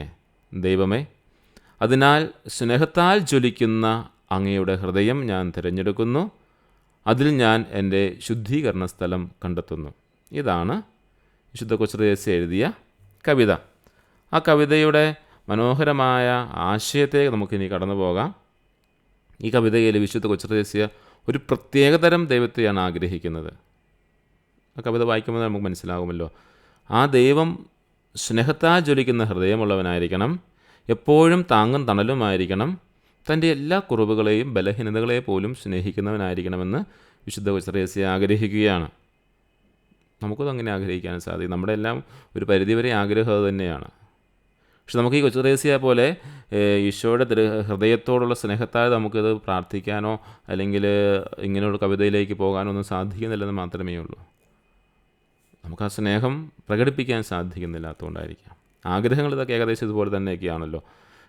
സ്നേഹത്താൽ ജ്വലിക്കുന്ന ഹൃദയമുള്ളവരായിരിക്കണം, എപ്പോഴും താങ്ങും തണലുമായിരിക്കണം, എല്ലാ കുറവുകളെയും ബലഹീനതകളെ പോലും സ്നേഹിക്കുന്നവനായിരിക്കണം എന്ന് വിശുദ്ധ കൊച്ചുത്രേസ്യ ആഗ്രഹിക്കുകയാണ്. അതുപോലെ വാത്സല്യത്താൽ ജ്വലിക്കുന്ന ഹൃദയമുള്ളവനായിരിക്കണം. ദൈവത്തിൻ്റെ സ്നേഹം തീവ്രവും ഊഷ്മളവും വാത്സല്യവും നിറഞ്ഞതായിരിക്കണമെന്ന് ആണ് കൊച്ചുത്രേസ്യ ഈ വാക്കുകൊണ്ട് പ്രത്യേകമായിട്ട് ആഗ്രഹിക്കുക. അതുപോലെ എപ്പോഴും താങ്ങായിരിക്കുന്നവൻ, എപ്പോഴും താങ്ങായി തണലായി കൂടെയുള്ളവനായിരിക്കണം എന്ന് പറയുമ്പോൾ കൊച്ചുത്രേസ്യ ആഗ്രഹിക്കുന്ന കാര്യം ഇതാണ്. ഏത് പ്രതിസന്ധിയിലും ഏത് സാഹചര്യത്തിലൂടെ നിൽക്കുന്ന ഒരു താങ്ങും, ഏത് സാഹചര്യത്തിലും കൂടെ നിൽക്കുന്ന ഒരു താങ്ങ്, ആശ്രയം, അങ്ങനെയുള്ള ദൈവത്തെയാണ് എനിക്ക് വേണ്ടതെന്ന് പറയുകയാണ്. അതാണ് എപ്പോഴും താങ്ങായിരിക്കുന്നവൻ എന്നുള്ള വാക്കിലൂടെ ഉദ്ദേശിക്കുക. അതുപോലെ എന്നിലുള്ള സകലതിനെയും എൻ്റെ ബലഹീനതകളെ പോലും സ്നേഹിക്കുന്നവൻ എന്ന വാക്കിലൂടെ വിശുദ്ധ കൊച്ചുത്രേസ്യ പറയാൻ ആഗ്രഹിക്കുന്ന കാര്യം ഇതാണ്, അല്ലെങ്കിൽ ആ കവിതയിലൂടെ കൊച്ചുത്രേസ്യ ആഗ്രഹിക്കുന്ന കാര്യം ഇതാണ്. മനുഷ്യ സഹജമായ എല്ലാ നന്മകളെയും അതുപോലെ തന്നെ കുറവുകളെയും തെറ്റുകളെയും ബലഹീനതകളെയും നിരുപാധികം സ്നേഹിക്കുന്ന ഒരു ദൈവത്തെയാണ് വിശുദ്ധ ഇവിടെ കാണുക. ഇത് ദൈവത്തിൻ്റെ അനന്തമായ കരുണയെയും ക്ഷമയെയും എടുത്തു കാണിക്കുന്നതാണ്. അതാണ് ഈ എന്നിലുള്ള സകലതിനെയും എൻ്റെ ബലഹീനതകളെ പോലും സ്നേഹിക്കുന്ന ദൈവത്തെയാണ് എനിക്ക് വേണമെന്ന് കൊച്ചുത്രേസ്യ പറയുമ്പോൾ ആഗ്രഹിക്കുന്നത്. അതുപോലെ രാവിലോ പകലിലോ ഉപേക്ഷിക്കാത്തവൻ, ഒരിക്കലും രാത്രിയെന്നോ പകലെന്നോ കണ്ട് അവിടെയൊന്നും നമ്മെ ഉപേക്ഷിച്ച് പോകാത്ത ഒരു ദൈവത്തിൻ്റെ സാമീപ്യമാണ് എപ്പോഴും ഉണ്ടായിരിക്കണമെന്ന് കൊച്ചുത്രേസ്യ ആഗ്രഹിക്കുക. പകലെന്നോ രാത്രിയെന്നോ വ്യത്യാസമില്ലാതെ ഏത് സമയത്തും കൂടെയുള്ള ഒരു ദൈവത്തെയാണ് വിശുദ്ധ ആഗ്രഹിക്കുക. അത് ദൈവത്തിൻ്റെ നിരന്തരമായ കരുതലിനെയാണ് സൂചിപ്പിക്കുക. വീണ്ടും പറയുന്നു, എൻ്റെ സ്വഭാവം ഇഷ്ടപ്പെടുന്നവൻ വ്യക്തിപരമായ സവിശേഷതകളെയും സ്വഭാവത്തെയും അംഗീകരിച്ച് സ്നേഹിക്കുന്ന ഒരു ദൈവത്തെയാണ് വിശുദ്ധ കൊച്ചുത്രേസ്യ ഇവിടെ ആഗ്രഹിക്കുന്നത്. ഇത് ഓരോ വ്യക്തിയെയും ദൈവം അതുപോലെ തന്നെ സ്വീകരിക്കുന്നു എന്നതിൻ്റെ ഊന്നൽ നൽകുകയാണ്. എന്ത് രസമായിട്ടാണ് പറഞ്ഞിരിക്കുന്നത് അല്ലേ? എൻ്റെ സ്വഭാവത്തെ ഇഷ്ടപ്പെടുന്നവൻ വ്യക്തിപരമായ സവിശേഷതകളെയും സ്വഭാവത്തെയും അംഗീകരിച്ച് സ്നേഹിക്കുന്ന ഒരു ദൈവത്തെയാണ് വിശുദ്ധ കൊച്ചുത്രേസ്യ ഇവിടെ ആഗ്രഹിക്കുക. എൻ്റെ സഹോദരനാകാനും എന്നെ ഉൾക്കൊള്ളാനും കഴിയുന്നവൻ, വളരെ മനോഹരമായൊരു അവസ്ഥയാണ്, മനോഹരമായൊരു കാര്യമാണ്. എൻ്റെ സഹോദരനാകാനും എന്നെ ഉൾക്കൊള്ളാനും കഴിയുന്നവൻ. ദൈവം വെറുമൊരു വിദൂര ശക്തിയല്ല, മറിച്ച് ഒരു സഹോദരനെ പോലെ അടുപ്പമുള്ളവനും തന്നെ പൂർണ്ണമായി മനസ്സിലാക്കുകയും ഉൾക്കൊള്ളുകയും ചെയ്യുന്നവനായിരിക്കണം. ഇത് ദൈവവുമായുള്ളൊരു വ്യക്തിപരമായ ആഴമേറിയ ബന്ധത്തെയാണ് സൂചിപ്പിക്കുക. തുടർന്ന് വിശുദ്ധ പറയുന്നുണ്ട്, തൻ്റെ എല്ലാ നന്മകളും ദൈവത്തിന് മുമ്പിൽ യോഗ്യത ഇല്ലാത്തതാണെന്ന് ഞാൻ അറിയുന്നു. ഇത് മനുഷ്യൻ്റെ പരിമിതികളെയും ദൈവത്തിൻ്റെ മഹത്വത്തെയും അംഗീകരിക്കുന്ന ഒരു വിനയത്തെയാണ് കാണിക്കുക. തൻ്റെ എത്ര നന്മകൾ ചെയ്താലും അത് ദൈവത്തിൻ്റെ സ്നേഹത്തോടും കരുണയോടും താരതമ്യം ചെയ്യുമ്പോൾ ഒന്നുമല്ല എന്ന് വിശുദ്ധ മനസ്സിലാക്കുകയാണ്. അവസാനമായിട്ട്, ദൈവമേ, അതിനാൽ സ്നേഹത്താൽ ജ്വലിക്കുന്ന അങ്ങയുടെ ഹൃദയം ഞാൻ തിരഞ്ഞെടുക്കുന്നു. ഇവിടെ എപ്പോഴും കൊച്ചറേസ്യ ആവർത്തിച്ച് പറയുന്നൊരു കാര്യം ഇതാണ്, സ്നേഹത്തിൻ്റെ, ഈശോയുടെ തിരുഹൃദയത്തിൻ്റെ സ്നേഹത്തെക്കുറിച്ചാണ്. ദൈവമേ, അതിനാൽ സ്നേഹത്താൽ ജ്വലിക്കുന്ന അങ്ങയുടെ ഹൃദയം ഞാൻ തിരഞ്ഞെടുക്കുന്നു, അതിൽ ഞാൻ എൻ്റെ ശുദ്ധീകരണ സ്ഥലം കണ്ടെത്തുന്നു എന്ന് വിശുദ്ധ പറയുമ്പോൾ തൻ്റെ സ്വന്തം യോഗ്യതകളിലല്ല, മറിച്ച് ദൈവത്തിൻ്റെ അളവില്ലാത്ത സ്നേഹത്തിലാണ് ഞാൻ ആശ്രയിക്കുന്നത്.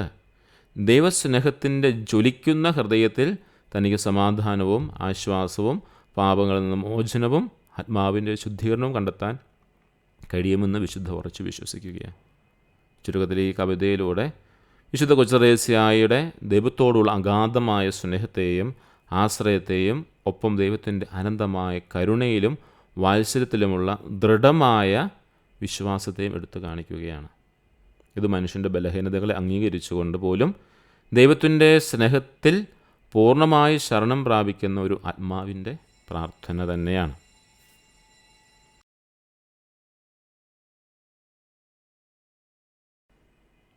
നൂറ്റി 36 ഖണ്ഡികയിലേക്ക് നമുക്ക് പ്രവേശിക്കാം. വിശുദ്ധ കൊച്ചറേസ്യ മരിക്കുന്നതിന് 3 മാസം മുമ്പ് തൻ്റെ സ്നേഹിതനായ മൗറീസ് ബെല്ലേറിയൻ എഴുതിയ കത്തിൽ മറിയം മഗ്ദലേന ഈശോയുടെ പാദങ്ങൾ കഴുകി കണ്ണീരുകൊണ്ട് കഴുകുമ്പോൾ അവളുടെ ഹൃദയം ഈശോയോടുള്ള സ്നേഹത്തിൻ്റെയും കാരുണ്യത്തിൻ്റെയും ആഴങ്ങൾ മനസ്സിലാക്കിയതായി തെരേസ പറയുകയാണ്. ഈശോയുടെ ഹൃദയത്തിൻ്റെ സ്നേഹം മനസ്സിലാക്കാനുള്ള കൃപ ലഭിച്ചതു മുതൽ അത് തൻ്റെ ഹൃദയത്തിൽ നിന്നും എല്ലാ ഭയങ്ങളെയും അകറ്റിയെന്ന് തെരേസ പറയുകയാണ്. തൻ്റെ തെറ്റുകളുടെ ഓർമ്മ തന്നെ തളർത്തുന്നുണ്ടെങ്കിലും ഈ സ്മരണ, അതായത് ഈശോയുടെ ഹൃദയത്തിൻ്റെ സ്നേഹം മനസ്സിലാക്കാൻ സാധിച്ച മുതൽ അത് ഈശോയുടെ കരുണയെയും സ്നേഹത്തെയും കുറിച്ച് കൂടുതൽ സംസാരിക്കാൻ തുടങ്ങി. മറിയം മഗ്ദലേനയെക്കുറിച്ച് വീണ്ടും അവൾ ആ കത്തിൽ പറയുകയാണ്, മറിയം മഗ്ദലേന പാപിയായിരുന്നുവെങ്കിലും സ്നേഹിക്കുന്ന തിരുഹൃദയം അവൾക്ക് മാപ്പ് നൽകുക മാത്രമല്ല, അവളെ മാനസിക പ്രാർത്ഥനയുടെ ഉയർന്ന കൊടുമുടിയിലേക്ക് ഉയർത്താൻ വേണ്ടി തൻ്റെ ദൈവീക സാമീപ്യത്തിൻ്റെ അനുഗ്രഹങ്ങൾ നല്ലവണ്ണം അവളിൽ ചൊരിയുകയും ചെയ്തു എന്നാണ് പറയുന്നത്.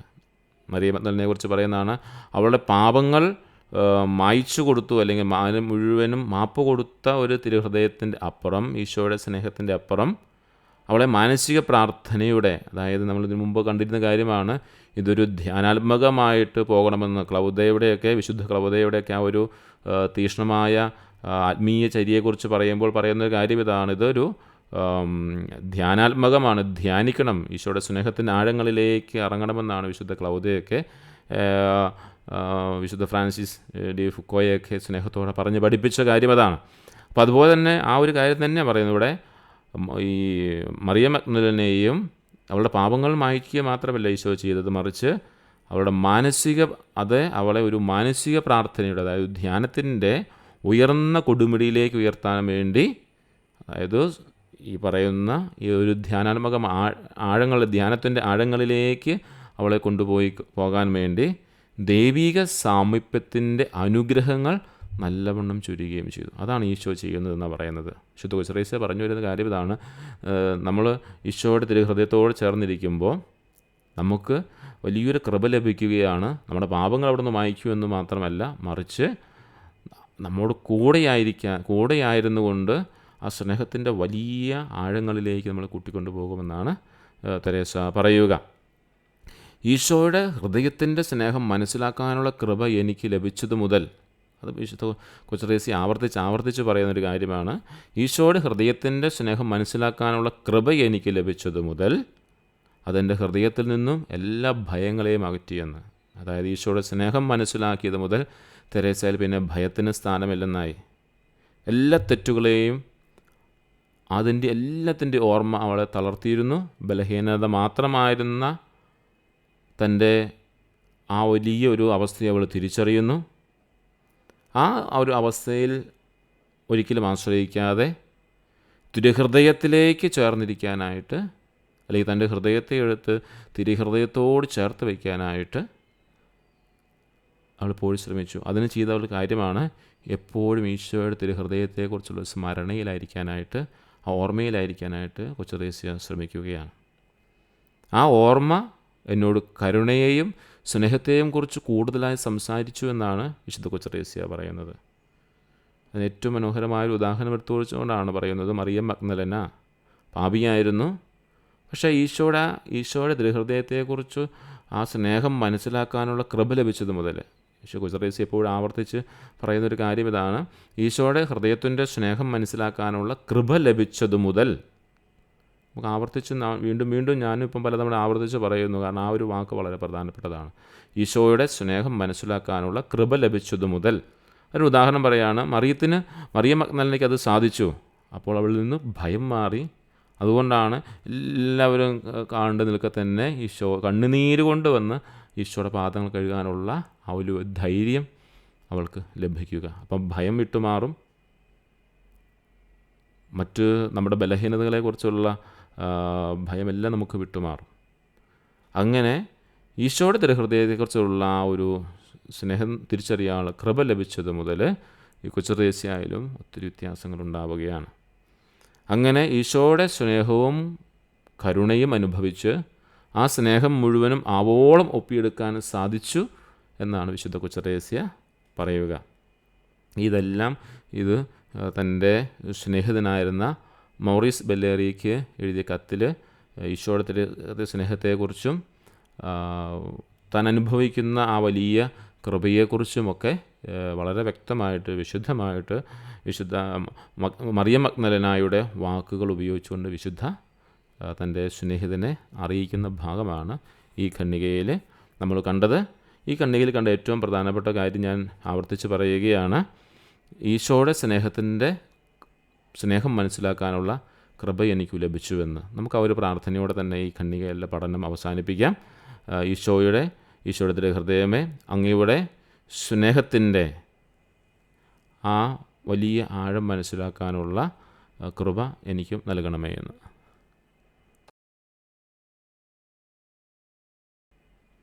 137 ഖണ്ഡികയിലേക്ക് നമുക്ക് പ്രവേശിക്കാം.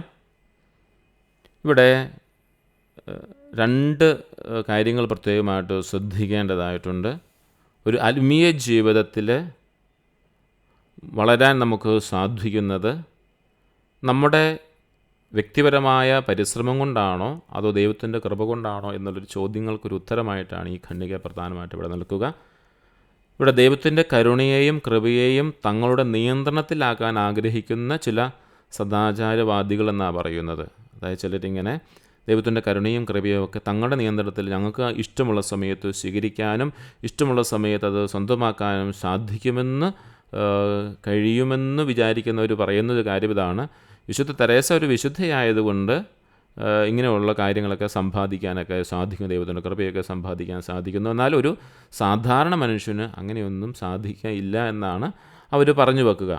എന്നാൽ വിശുദ്ധ തെരേസ പറയുകയാണ്, ഇത് സുവിശേഷ ഹൃദയത്തെ പ്രതിഫലിപ്പിക്കുന്ന ഒരു വിശുദ്ധ തെരേസയുടെ ആത്മീയതയുടെ അതിമനോഹരമായ നന്മയെ ഇല്ലാതാക്കുന്ന ഒരു കാര്യമാണ് ഈ സദാചാരവാദികളെന്ന് പറയുന്നത്. എന്നാൽ വിശുദ്ധ കൊച്ചറേസ്യ പറയുന്ന കാര്യം ഇതാണ്, ഇതെല്ലാം മനുഷ്യർക്കും ഒരുപോലെ സാധ്യമാണ്. പക്ഷേ ഒരു കാര്യമേ ഉള്ളൂ, ദൈവത്തിൻ്റെ കൃപയിൽ നമ്മൾ ആശ്രയിക്കണം. ഈശോയുടെ സ്നേഹത്തോട് ചേർന്നിരിക്കാൻ നമുക്ക് സാധിക്കുന്നത് നമ്മുടെ വ്യക്തിപരമായ പ്രവർത്തനങ്ങൾ കൊണ്ടോ അല്ലെങ്കിൽ ഒന്നുകൊണ്ടുമല്ല. നമ്മൾ മുൻ അധ്യായങ്ങളൊക്കെ കണ്ട കാര്യമാണ്, ഈശോ ആദ്യം നമ്മെ സ്നേഹിക്കുകയാണ്, നമ്മുടെ യോഗ്യത കൊണ്ടൊന്നുമല്ല, ഈശോ നമ്മെ സ്നേഹിക്കുകയാണ്, നമ്മുടെ കൂടെ ആയിരിക്കാൻ ആഗ്രഹിച്ചതാണ്. ഇതൊക്കെ നമ്മൾ മുൻ കണ്ട കാര്യമാണ്. അപ്പോൾ അങ്ങനെയുള്ള ചില അസ്വസ്ഥതകൾ വിശുദ്ധർക്ക്, അതായത് സാധാരണ മനുഷ്യർക്ക് ഈ വിശുദ്ധ നന്മയിലേക്ക് കടന്നു വരാൻ പറ്റില്ല എന്ന് പറയുമ്പോൾ പരിശുദ്ധാത്മാവിനെ ചില മുൻവിധികളോടെയും ചട്ടക്കൂടുകളിലും ഒതുക്കാനുള്ള ശ്രമങ്ങളാണ് ഇവിടെ കാണുക. പരിശുദ്ധാത്മാവിൻ്റെ ചില കാര്യങ്ങൾ ക്രൈസ്തവ ചില കേന്ദ്രങ്ങളിലൊക്കെ നമ്മൾ മുൻപ് ജാൻസനിസവും അതുപോലെ മതനിരവൽക്കരണവും അങ്ങനെയുള്ള കുറേ കാര്യങ്ങൾ നമ്മൾ കണ്ടതാണ്. അപ്പോൾ അവിടെയൊക്കെ കണ്ട കാര്യമാണ്, സാധാരണ മനുഷ്യർക്ക് ഈ കൃപകളൊന്നും സ്വന്തമാക്കാൻ സാധിക്കില്ല എന്ന് പറയുന്നു. അതുപോലെ പരിശ്രമങ്ങൾ, ത്യാഗങ്ങൾ, അങ്ങനെയുള്ള ആത്മീയമായ ചില ചട്ടക്കൂടുകൾ പോയാൽ മാത്രമേ ഇതെല്ലാം സ്വന്തമാക്കാമെന്ന് പറയുമ്പോൾ വിശുദ്ധ കൊച്ചറേസ്യ വളരെ നമുക്കറിയാം വേദപാരംഗതയാണ്. ഇത്രയും ഒരു ചെറുപ്പമുള്ള വിശുദ്ധയെ വേദപാരംഗതയാക്കണമെങ്കിൽ ആ വേദപാരംഗത എന്ന് പറയുന്ന വ്യക്തി സഭയ്ക്ക് അതുപോലെ നല്ല കാഴ്ചപ്പാടുകൾ, പുതിയ പഠനങ്ങൾ നടത്തിയിരിക്കണം. ഡോക്ടർ ഓഫ് ദി ചർച്ച് എന്നാണല്ലോ പറയുന്നത്. അപ്പം അതുപോലെ ഇവിടെ ബുദ്ധിയിൽ, അതായത് ദൈവികമായ ജ്ഞാനത്തിൽ അഗ്രഗണ്യായിരുന്നു. അതുകൊണ്ടാണ് ആ അറിവുള്ളത് കൊണ്ടാണല്ലോ വേദപാരംഗതയായിട്ട് അവളെ ഉയർത്തിയ. അപ്പം ഈ ഒരു കാഴ്ചപ്പാടിന്, തെറ്റായ പഠനത്തെ, അസംബദ്ധമായ കാഴ്ചപ്പാടുകളെ ശക്തമായി നേരിടുന്ന കൊച്ചു ത്രേസ്യയാണ് നമ്മൾ ഈ ഖണ്ഡികയിൽ കാണുക. അതിന് കൊച്ചു ത്രേസ്യ പറയുന്ന കാര്യം ഇതാണ്: സാധ്യമായ എല്ലാ അപരാധങ്ങളും ഞാൻ ചെയ്താലും എനിക്കെപ്പോഴും ഒരു ആത്മവിശ്വാസമുണ്ട്, ഈ അപരാധങ്ങളെല്ലാം തീച്ചൂളയിലേക്ക് എറിയുന്നൊരു തുള്ളി വെള്ളം പോലെയായിട്ടാണ് തോന്നുന്നത്. കാരണം ഈശോയുടെ ഹൃദയത്തിൻ്റെ സ്നേഹത്തെക്കുറിച്ച് പറഞ്ഞല്ലോ. ആ ഈശോയുടെ സ്നേഹത്തിൻ്റെ ഹൃദയത്തിലേക്ക്, കത്തിജ്വലിക്കുന്ന ആ സ്നേഹത്തിൻ്റെ ഹൃദയത്തിലേക്ക് എൻ്റെ ഒരു ചെറിയൊരു പാപമാകുന്ന ആ ഒരു തുള്ളി വെള്ളം വീണാലത് വളരെ ഈസിയായിട്ട് അത് ചാമ്പലായി പോകുന്നു, അല്ലെങ്കിൽ ആവിയായി പോകുന്നു എന്നുള്ളതാണ്. അത്രമാത്രം ഈശോയുടെ സ്നേഹത്തിൻ്റെ ഹൃദയത്തിലേക്കാണ് പറയുന്നത്. അതുകൊണ്ടൊരു സാധാരണ ഒരു മനുഷ്യൻ ദൈവത്തിൻ്റെ ഹൃദയത്തിലേക്ക്, ഈശോയുടെ ഹൃദയത്തിലേക്ക് പാപിയാണെങ്കിൽ പോലും ചേർന്ന് നിൽക്കാനായിട്ട് പരിശ്രമിച്ചാൽ അവനും ഈ കൃപകൾ ലഭിക്കുമെന്ന് തന്നെയാണ് പറയുന്നത്. അതാണ് പരിശുദ്ധാത്മാവ് നൽകുന്നതാണത്. പരിശുദ്ധാത്മാവിൻ്റെ ദാനങ്ങളും മരങ്ങളൊക്കെ നൽകുന്നതാണ്. അതുകൊണ്ട് പരിശുദ്ധാത്മാവിനെ മുൻവിധികളോടെയും ചട്ടക്കൂടിലൊന്നും ഒതുക്കാൻ സാധിക്കില്ല എന്ന് ഈശോയുടെ ഈ സ്നേഹം, ഈശോയുടെ തിരുഹൃദയത്തിൻ്റെ സ്നേഹം എല്ലാവർക്കും സൗജന്യമായിട്ട് ലഭിക്കുന്നതാണെന്നും ആശ്രയിച്ചാൽ മാത്രം മതിയുമെന്ന് വിശുദ്ധ പഠിപ്പിക്കുകയാണ്. മറ്റുള്ള കുറേ ക്രൈസ്തവ തലത്തിൽ നിൽക്കുന്നവരുടെ ആണെങ്കിൽ പോലുമുള്ള ചില സദാചാര ചിന്തകളെയൊക്കെ വളരെ നിഷിദ്ധമായിട്ട് അത് അസംബന്ധമായ കാഴ്ചപ്പാടുകളാണെന്ന രീതിയിൽ തന്നെ വിശുദ്ധ ഇവിടെ അവതരിപ്പിച്ചുകൊണ്ട് ഈശോയുടെ ദൈവത്തിൻ്റെ കരുണയുടെ അതിരുകളില്ലാത്ത സ്നേഹത്തെ, അതിരുകളില്ലാത്ത ആ കരുണ സ്വഭാവത്തെ എടുത്ത് കാണിക്കുക ചെയ്യുക. അതുകൊണ്ടാണ് വിശുദ്ധയെ ഈ വേദപാരംഗത എന്ന് പറയുന്ന ആ തലത്തിലേക്ക് സഭ ഉയർത്തുന്നതിൻ്റെ കാരണം ഇതാണ്. ഒരു പുതിയ അറിവ്, പുതിയ ദൈവിക ജ്ഞാനം മനുഷ്യകുലത്തിന് നൽകുകയാണ് ചെയ്യുന്നത്. അതിനുവേണ്ടി എടുത്ത ആ കഷ്ടപ്പാടുകൾ ഇവിടെ നമ്മൾ കാണുകയും ചെയ്യുന്നുണ്ട്. അതുകൊണ്ട് ഈ വിശുദ്ധർക്ക് മാത്രം സ്വന്തമാക്കാൻ സാധിക്കുന്ന ഒരു കാര്യമല്ല ദൈവത്തിൻ്റെ കരുണയും ദൈവത്തിൻ്റെ സ്നേഹവും. ഇത് തന്നെ 136 ഖണ്ഡികയിൽ വിശുദ്ധ പറയുന്നുണ്ടല്ലോ, തൻ്റെ സുഹൃത്തിന് എഴുതുന്ന കത്തിൽ മറിയ മഗ്ദലേനയ്ക്ക് അത് സാധിച്ചത് എന്തുകൊണ്ടാണ്? ഈശോയുള്ള തിരുഹൃദയത്തെക്കുറിച്ചുള്ള സ്മരണയിൽ ആയിരിക്കാൻ സാധിക്കട്ടെ. അതുകൊണ്ട് നമുക്കും ഇങ്ങനെയുള്ള കാഴ്ചപ്പാടുകൾ നമ്മൾ ആത്മീയമായി വളരാൻ പരിശ്രമിക്കുമ്പോൾ ഇതൊന്നും നമ്മെക്കൊണ്ട് സാധിക്കുന്ന കാര്യമല്ല. നമുക്കൊത്തിരി ബലഹീനതകളുള്ളവരാണ്, കുറവുകളുള്ളവരാണ്, അപരാധങ്ങൾ ചെയ്യുന്നവരാണ്.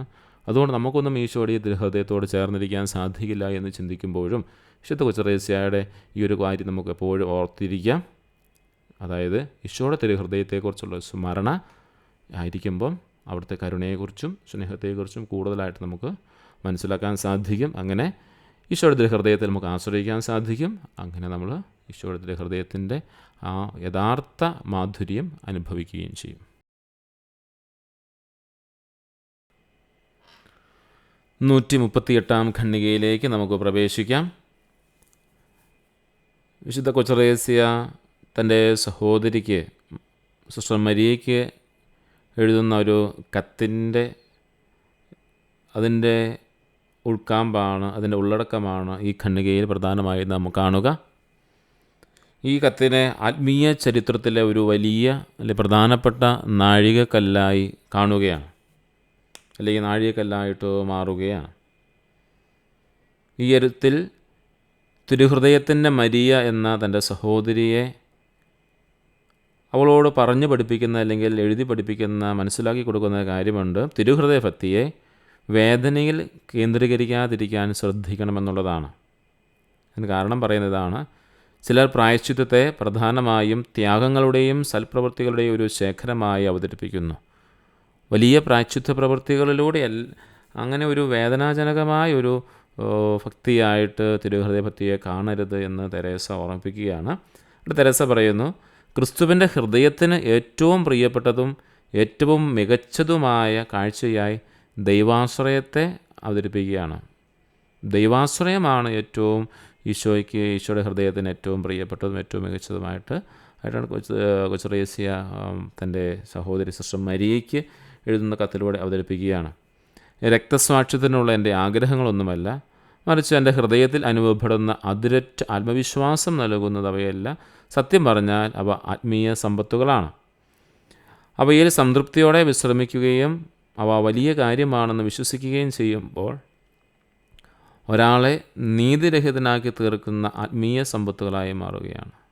ഈശോ സന്തോഷിക്കുന്നത് തീരെ ചെറുതായ എൻ്റെ അവസ്ഥയെയും ഇല്ലായ്മയെയും ഞാൻ കാണുമ്പോഴും അവിടുത്തെ കരുണയിലുള്ള എൻ്റെ അന്ധമായ പ്രത്യാശ ദർശിക്കുമ്പോഴാണ്. ഈശോയ്ക്ക് ഏറ്റവും ഇഷ്ടം അതാണ്. അവിടുത്തെ സന്നിധിയിൽ ആശ്രയിക്കുക എന്നുള്ളതാണ്. വലിയ പ്രായശ്ചിത്ത പ്രവൃത്തികൾ നമ്മൾ ചെയ്യുന്നതിനേക്കോ അല്ലെങ്കിൽ വലിയ ത്യാഗങ്ങൾ ചെയ്യുന്നതിലേക്കോ അല്ല എന്നാണ് കൊച്ചുത്രേസ്യ തൻ്റെ സഹോദരിയോട് പറഞ്ഞ് പഠിപ്പിക്കുക. തൻ്റെ ഏകനിധി എന്ന് പറയുന്നത് അവിടുത്തെ കരുണയിലുള്ള എൻ്റെ അന്ധമായ പ്രത്യാശയാണ് എന്ന് വിശുദ്ധ കൊച്ചുത്രേസ്യ പറയുകയാണ്. ഒരാൾ എത്ര ദുർബലനും ആഗ്രഹങ്ങളും സദ്ഗുണങ്ങളും ഇല്ലാത്തവനുമാണോ അത്രയും ആ സ്നേഹത്തിൻ്റെ പ്രവർത്തനങ്ങൾക്ക് അനുയോജ്യനായി തീരുമെന്ന് കൊച്ചുത്രേസ്യ ഓർമ്മിപ്പിക്കുകയാണ്. എൻ്റെ ബലഹീനതയിലാണ് എൻ്റെ ശക്തി പ്രകടമാകുന്നത് എന്ന് പറയുന്നത് പോലെ സ്നേഹത്തിലേക്ക്, അതായത് ഒരു വ്യക്തിയുടെ ദൗർബല്യങ്ങൾ എത്രയുണ്ടോ, ആഗ്രഹങ്ങളും സദ്ഗുണങ്ങളും ഇല്ലാത്തവനാണോ അത്രയും ഈശോയുടെ സ്നേഹത്തിന് അർഹനായി തീരാനായിട്ടുള്ള യോഗ്യത അവനുണ്ട് എന്ന് പറയുകയാണ്. പാപികളെ തേടി വന്നവനാണ്, കാരുണ്യം കാണിക്കാൻ വന്നവനാണ്, സ്വന്തമായി തീർക്കാൻ വന്നതാണ്.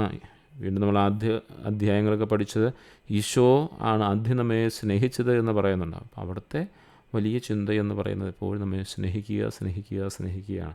അങ്ങനെ ഈശോയുടെ തിരുഹൃദയത്തോടുള്ള ഒരു സ്നേഹത്തിലേക്ക് നമ്മെ നയിക്കേണ്ടത് ദൈവാശ്രയം മാത്രമാണ്. അതാണ് വിശുദ്ധ കൊച്ചുത്രേസ്യ പറയുന്നത്. ദൈവാശ്രയം മാത്രമാണ് എന്നാണ് വിശുദ്ധ കൊച്ചുത്രേസ്യ പറയുക, ഈശോയുടെ സ്നേഹത്തിലേക്ക് നയിക്കുന്നത്. അതുകൊണ്ട് ചിലരൊക്കെ പ്രായശ്ചിത്ത പ്രവൃത്തികളെയും ത്യാഗങ്ങളെയും സൽപ്രവൃത്തികളെയും ഒക്കെ ഒരു വലിയൊരു ശേഖരമായി കരുതിക്കൊണ്ട് ഈശോയുടെ തിരുഹൃദയത്തിലേക്ക് ചേർന്ന് നിൽക്കാൻ വേണ്ടി പരിശ്രമിക്കുന്നു. പക്ഷേ ഇവിടെ കൊച്ചുത്രേസ്യ പറയുന്നത് പരിപൂർണമായ ദൈവത്തിൽ ആശ്രയിച്ചുകൊണ്ട് ഈ ഈശോയുടെ സ്നേഹത്തിൻ്റെ തിരുഹൃദയത്തിൻ്റെ നന്മ അനുഗ്രഹങ്ങൾ സ്വന്തമാക്കണമെന്നാണ്.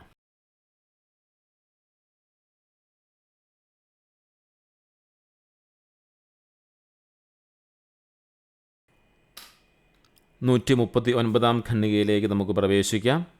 സ്വർഗം നേടാൻ വേണ്ടി ചിലർ നടത്തുന്ന മാനുഷിക പ്രയത്നത്തിലും വ്യക്തിഗത യോഗ്യതകളിലും നേർച്ചകൾ അർപ്പിക്കുന്നതിലും ചില ത്യാഗപ്രവൃത്തികൾ നടത്തുന്നതിലും ശ്രദ്ധിക്കാതെ ആത്മീയതയുടെ ചില രൂപങ്ങൾക്കെതിരെയുള്ള പോരാട്ടത്തെക്കുറിച്ച് വിശുദ്ധ തെരേസ അവളുടെ പല രചനകളിലും പറയുന്നുണ്ട്.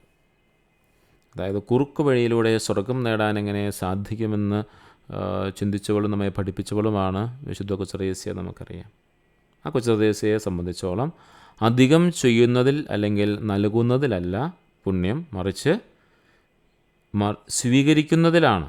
ഇത് ഊന്നിപ്പറയുകയും കർത്താവിനെ അവിടുത്തെ ഹൃദയത്തിലൂടെ ആശ്രയിക്കുന്നതിനുള്ള ലളിതവും എളുപ്പവുമുള്ള മാർഗം അവതരിപ്പിക്കുകയും ചെയ്യുന്നതിനായിട്ട് കൊച്ചുത്രേസ്യയുടെ ചില ഗ്രന്ഥങ്ങൾ വീണ്ടും വീണ്ടും വായിക്കുവാൻ ലേഖകൻ നമ്മോട് ആവശ്യപ്പെടുകയാണ്.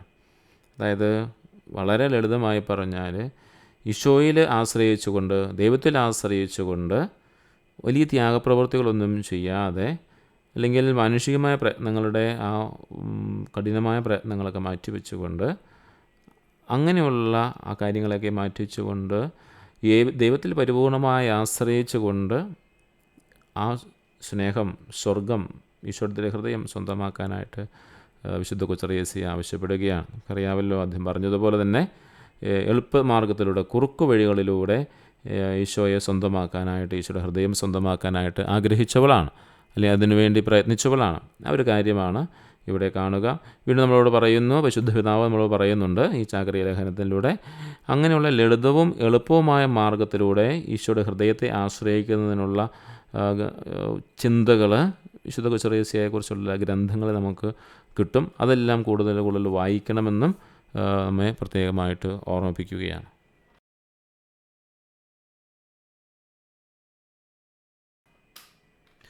നൂറ്റി 40 ഖണ്ഡികയിലേക്ക് നമ്മൾ പ്രവേശിക്കുകയാണ്.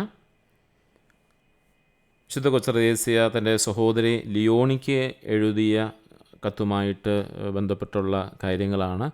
അവളുമായുള്ള കത്തിടപാടിലൂടെ തിരുഹൃദയത്തെക്കുറിച്ചും ഈശോയെക്കുറിച്ചുമൊക്കെ പറയുന്ന കാര്യങ്ങളാണ് ഈ ഖണ്ഡികയിൽ രേഖപ്പെടുത്തിയിരിക്കുന്നത്. കാര്യത്തിൽ ഇങ്ങനെ പറയുന്നു: നീ വിചാരിക്കുന്നതിനേക്കാൾ ദൈവം വളരെ നല്ലവനാണെന്ന് ഞാൻ നിനക്ക് ഉറപ്പ് തരികയാണ്.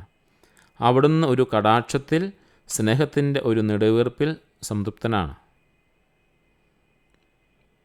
എളുപ്പത്തിൽ പൂർണ്ണത പ്രാപിക്കുവാനുള്ള ഒരു വലിയ രഹസ്യമെന്നതിൽ അവൾ പറഞ്ഞു കൊടുക്കുകയാണ്. ഈശോയെ അവിടുത്തെ ഹൃദയത്തിൽ ആശ്രയിക്കുന്ന കാര്യമാണ് പൂർണ്ണത എന്ന് മനസ്സിലാക്കിയപ്പോൾ അത് എളുപ്പമാണെന്ന് തനിക്ക് തോന്നിയെന്ന് പറഞ്ഞാണ് തൻ്റെ സഹോദരി ലിയോണിക്ക് തെരേസ എഴുത്തെഴുതുന്നത്. അത് പൂർണ്ണത പ്രാപിക്കാൻ എളുപ്പമെന്നുള്ള കാര്യമെന്ന് പറയുന്നത് അവിടുത്തെ ഹൃദയത്തിൽ ആശ്രയിക്കുക എന്നുള്ളതാണ്. അത് വളരെ എളുപ്പമാണെന്ന് തെരേസ തൻ്റെ സഹോദരിയോട് പറയുകയാണ്. അതിന് വളരെ ഉദാഹരണം പറയുന്നതാണ്. ഒരു അമ്മയ്ക്ക് ദേഷ്യം പിടിപ്പിച്ച ഒരമ്മയെ ഒരു കുഞ്ഞുകുട്ടിയെ ദേഷ്യം പിടിപ്പിക്കുന്നതായിട്ട് കാണുക. അങ്ങനെ ദേഷ്യം പിടിച്ചിരിപ്പിക്കുന്ന സമയത്ത് ആ കുട്ടി തന്നെ സ്നേഹത്തോടെ വന്ന് അമ്മയോട് ഉമ്മ ചോദിക്കുമ്പോൾ അവൻ വീണ്ടും കുസൃതി കാണിക്കുമെന്ന് അമ്മയ്ക്ക് അറിയാമായിരുന്നിട്ടും അവനോട് ക്ഷമിക്കുകയാണ്. അതായത് തെറ്റ് ചെയ്ത കുട്ടി അമ്മയുടെ അടുത്ത് വന്ന് കുഞ്ഞിക്കൈകൾ നീട്ടി പുഞ്ചിരിച്ചുകൊണ്ട് ഞാൻ ഇനി അങ്ങനെ ചെയ്യില്ല, ഉമ്മ തരൂ എന്ന് പറയുമ്പോൾ അവൻ്റെ അമ്മ അവനെ സ്നേഹപൂർവ്വം ആരോടാണ് അവൻ്റെ കുട്ടി വീണ്ടും കുസൃതികൾ ചെയ്യുമെന്ന് മനസ്സിലാക്കിയിട്ടും അല്ലെങ്കിൽ ആ കുസൃതിയൊക്കെ മറന്നിട്ട് തന്നോട് ചേർത്ത് പിടിക്കാതിരിക്കുക. ഇത്ര രസകരമായ ഉദാഹരണം പറഞ്ഞിരിക്കുന്നത്. ഒരമ്മയ്ക്ക് തൻ്റെ കുട്ടി വന്ന് കൈ നീട്ടി നിന്ന് ചിരിച്ചുകൊണ്ട് കുഞ്ഞിനും കൈ നീട്ടി നിൽക്കുമ്പോഴത്തേക്കും അമ്മയ്ക്ക് നീ കുസൃതി ചെയ്തല്ലേ എന്ന് ഓർത്തുകൊണ്ട് മാറി നിൽക്കാനുള്ള സാധിക്കില്ല. ഇതുപോലെ തന്നെയാണ്. ഇങ്ങനെ പറയുമ്പോഴേക്കും അവൾക്ക് അമ്മയ്ക്ക് നന്നായി അറിയാം കുട്ടിയെ നല്ലതുപോലെ വളർത്തണമെന്ന്. എങ്കിലും അടുത്ത തവണയും ആ കുഞ്ഞ് തെറ്റ് ചെയ്യുമെന്നും അറിയാം. എങ്കിലും അവൾക്ക് ശിക്ഷ നൽകുവാനായിട്ടല്ല അവിടെ മനസ്സാകുന്നത്, മറിച്ച് സ്നേഹിക്കാനായിട്ടാണ്. അവൾ ആഗ്രഹിക്കുന്ന ആ ഒരു സ്നേഹവാത്സല്യം കുഞ്ഞിന് കൊടുക്കാൻ വേണ്ടിയാണ്, ഉമ്മ കൊടുക്കാൻ വേണ്ടിയാണ് ആ അമ്മ എപ്പോഴും പരിശ്രമിക്കുക. ഇതുപോലെ തന്നെയാണ് ഇതേ രൂപമുള്ള ഈശോയാണ് ഞാൻ കണ്ടെത്തുന്നതെന്ന് പറയുന്നത്. ഈശോയുടെ ഹൃദയത്തിൽ ഇതേ രൂപമുള്ള ഈശോയെ ആ തിരുഹൃദയത്തെ കണ്ടെത്തുമ്പോൾ, ആ തിരുഹൃദയത്തിൽ ആ ഈശോയിൽ ആശ്രയിക്കുമ്പോൾ ദൈവത്തിൻ്റെ ഹൃദയത്തെ സ്പർശിക്കുകയാണ് ചെയ്യുന്നത്. അപ്പം അതുവഴി ശിക്ഷിക്കപ്പെടുകയല്ല ഒരുവൻ ചെയ്യുക, മറിച്ച് അവനും വീണ്ടും ക്ഷമിക്കപ്പെടുകയും വീണ്ടും അവനിലേക്ക് ദൈവകൃപകൾ കടന്നു വരികയും ചെയ്യും. ഈ അമ്മയും കുഞ്ഞുമായുള്ള ആ ഉദാഹരണത്തിലൂടെ തെറ്റ് ചെയ്യുന്നു, അമ്മയുടെ അടുത്ത് ചെന്ന് സ്നേഹത്തോടെ ചിരിച്ചുകൊണ്ട് ഉമ്മ തരുമെന്ന് പറയുമ്പോൾ അമ്മ ക്ഷമിക്കുന്നു. അതുപോലെ അമ്മയ്ക്കറിയാം വീണ്ടും ഈ മകൻ അല്ലെങ്കിൽ മകൾ തെറ്റ് ചെയ്യുമെന്നറിയാം. അവിടെ ശിക്ഷയേക്കാൾ ഉപരി സ്നേഹമാണ് അമ്മ നൽകുന്നത്. അതുപോലെ തന്നെയാണ് ഈശോയുടെ സ്നേഹമെന്ന്, അല്ലെങ്കിൽ ഈശോയുടെ ഹൃദയത്തിൻ്റെ സ്നേഹമെന്ന് തൻ്റെ സഹോദരി ലിയോണിക്ക് തെരേസ തൻ്റെ എഴുത്തിലൂടെ പറയുകയാണ്. അതുകൊണ്ട് നീ ചെയ്യേണ്ടത് ഒരേ ഒരു കാര്യമാണ്, ഈശോയുടെ ഹൃദയത്തിൽ ആശ്രയിക്കുക. അതാണ് ഏറ്റവും എളുപ്പത്തിൽ പൂർണ്ണത പ്രാപിക്കാനുള്ള കാര്യമെന്ന് പറയാൻ വേണ്ടിയിട്ടാണ് ഈ അമ്മയും കുഞ്ഞും തമ്മിലുള്ള ആ ഉദാഹരണത്തെ ഇവിടെ ഉദാഹരണമായിട്ട് എടുത്ത് കാണിക്കുകയും ചെയ്യുന്നത്. കാര്യമാണ് 140 ഖണ്ഡികയിൽ നമ്മൾ കാണുക.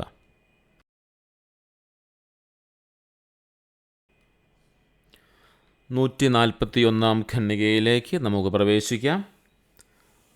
ഫാദർ അഡോൾഫ് റൗളണ്ടിന് വിശുദ്ധ കുത്തറേസ്യ എഴുതുന്ന ചില കാര്യങ്ങളാണ് ഈ ഖണ്ഡികയെ നമ്മൾ കാണുക. എൻ്റെ വഴി, അതായത് കുത്തറേസ്യയുടെ വഴി പൂർണ്ണ ദൈവാശ്രയത്തിൻ്റെയും സ്നേഹത്തിൻ്റേതുമാണെന്ന് ഫാദർ അഡോൾഫിന് അവൾ എഴുതുകയാണ്.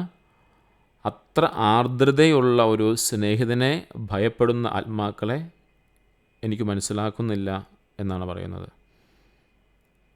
പൂർണ്ണമായ ദൈവാശ്രയത്തിൻ്റെയും സ്നേഹത്തിൻ്റെയും ഒരു വഴിയാണ് വിശുദ്ധ തെരേസ എടുത്തിരിക്കുന്നത് എന്നും അത്രമാത്രം ആർദ്രതയുള്ള ഒരു സ്നേഹിതനായ ഈശോയെ ഭയപ്പെടുന്ന ചില ആത്മാക്കളെ അവരെക്കുറിച്ച് തനിക്ക് മനസ്സിലാകുന്നില്ല എന്നാണ് വിശുദ്ധ കുത്തറേസ്യ പറയുന്നത്. അതിൻ്റെ കാരണം പറയുന്നുണ്ട്. ഈ പൂർണ്ണതയുടെ ഒരു സങ്കീർണത പല ലേഖനങ്ങളും, ആത്മീയ ലേഖനങ്ങളൊക്കെ വായിക്കുമ്പോൾ ഈ പൂർണ്ണതയെ 1000 പ്രതിബന്ധങ്ങൾക്കും മിഥ്യാധാരണകൾക്കും നടുവിലാണ് അവതരിപ്പിച്ചിരിക്കുന്നത്. വളരെ എളുപ്പത്തിൽ പൂർണ്ണമായ ദൈവാശ്രയത്തിലും സ്നേഹത്തിലുമായിരുന്നു കൊണ്ട് സ്വന്തമാക്കാൻ പറ്റുന്ന ഈശോയെക്കുറിച്ച് അല്ലെങ്കിൽ അങ്ങനെയുള്ള കാര്യം പറയുന്നതിന് പകരം വലിയ ആത്മീയ ലേഖനങ്ങളിലൂടെ വലിയ പ്രബന്ധങ്ങളിലൂടെ 1000 പ്രബന്ധങ്ങൾക്കും മിഥ്യാധാരണകൾക്കും നടുവിൽ പെട്ടെന്ന് മനസ്സ് തളർന്നു പോവുകയാണെന്ന് പറയും. അങ്ങനെയുള്ള ലേഖനങ്ങൾ വായിക്കുമ്പോൾ അങ്ങനെയുള്ള കാര്യങ്ങൾ കാണുമ്പോൾ ഈശോയുടെ സ്നേഹത്തെക്കുറിച്ച് മനസ്സിലാക്കാനായിട്ട് ഭയങ്കരമായ പ്രതിബന്ധങ്ങളും അതുപോലെ തന്നെ മിഥ്യാധാരണകളൊക്കെ ഇങ്ങനെ വരികയാണ്.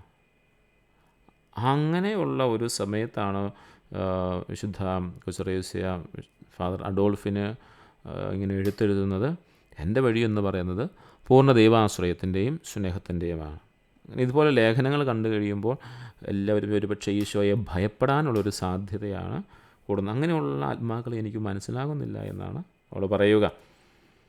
വിശുദ്ധ ഗ്രന്ഥത്തിലേക്ക് അത്തരം ഗ്രന്ഥങ്ങൾ അടച്ചു വെച്ച്, അതായത് ഈ ആത്മീയ ലേഖനങ്ങളുടെ വലിയ പൂർണ്ണതയുടെ വലിയ 1000 പ്രതിബന്ധങ്ങളും അങ്ങനെയുള്ള മിഥ്യാധാരണകളൊക്കെ നൽകുന്ന ഗ്രന്ഥങ്ങളൊക്കെ അടച്ചു വെച്ചിട്ട് വിശുദ്ധ ഗ്രന്ഥം കയ്യിലെടുക്കുമ്പോൾ എല്ലാം പ്രകാശമാനമായി തോന്നി എന്ന് വിശുദ്ധ കൊച്ചറേസ്യ പറയുകയാണ്.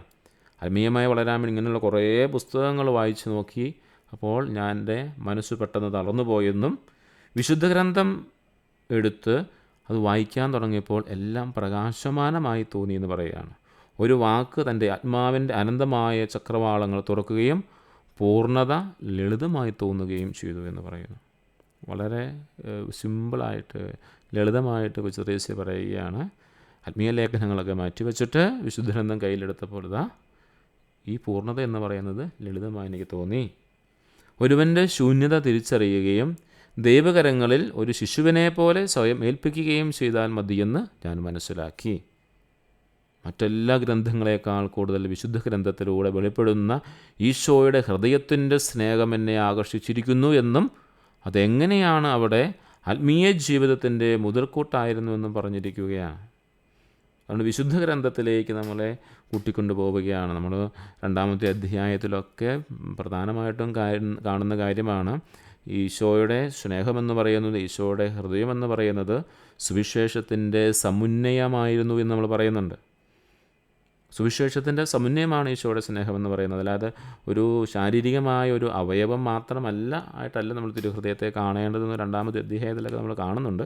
അതൊക്കെ നമ്മൾ പഠിച്ചു വന്ന കാര്യമാണ്. അതിനോട് ചേർത്ത് വെച്ചുകൊണ്ടാണ് നമ്മളിത് മനസ്സിലാക്കേണ്ടത്.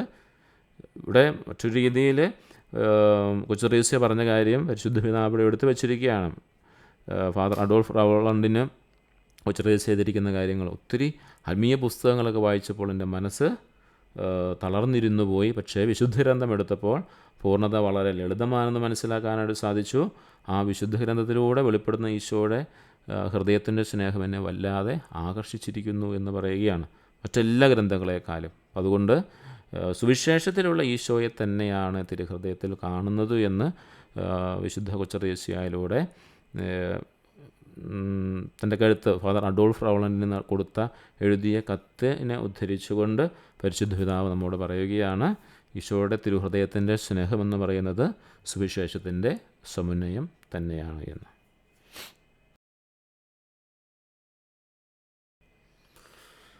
മറ്റൊരു കത്തിൽ, അതായത് മൗറീസ് ബല്ലേറിയൻ എഴുതുന്ന ഒരു കത്തിൽ വിശുദ്ധ തെരേസ പറയുന്ന കാര്യങ്ങളാണ്. 141-ാമത്തെ കണ്ണിക നമ്മൾ പ്രത്യേകമായി കാണുക.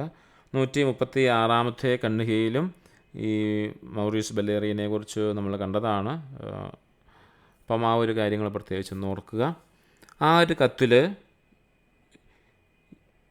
ഈശോ എന്ന് പറയുന്നത്, അല്ലെങ്കിൽ ഈശോ തിരുഹൃദയം എന്ന് പറയുന്നത് ഒരു രക്ഷിതാവ് കാണിക്കുന്ന സ്നേഹമായിട്ട് അവൾ കരുതുകയാണ്. ഈശോയുടെ ഒരു സ്നേഹമെന്ന് പറയുന്നത് ഒരു രക്ഷിതാവ് കാണിക്കുന്ന സ്നേഹമായിട്ട് അവൾ വിവരിക്കുകയാണ്.